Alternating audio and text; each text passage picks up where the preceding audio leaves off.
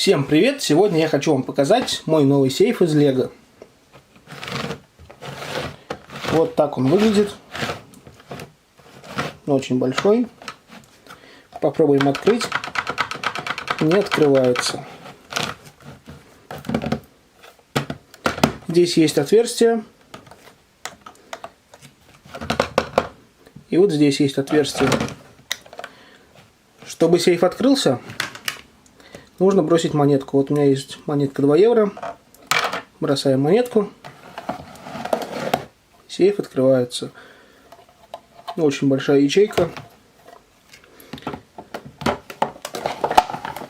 Чтобы сейф закрылся, мы должны просто забрать монетку. Закрыто. Еще раз. Бросаем монетку. Сейф открывается. Забираем монетку. Сейф закрыт. Сейчас я покажу, как это все работает. Чтобы показать, как работает сейф, я сниму верхние пластины.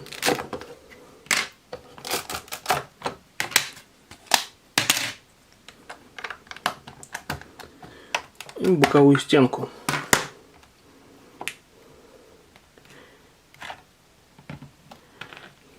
Вот здесь мы видим рычажок, он сейчас опущен. Когда мы бросаем монету, рычаг поднимается. И тем самым выходит отсюда, и ячейка выдвигается. Когда мы забираем монету, рычаг опускается и блокирует ячейку.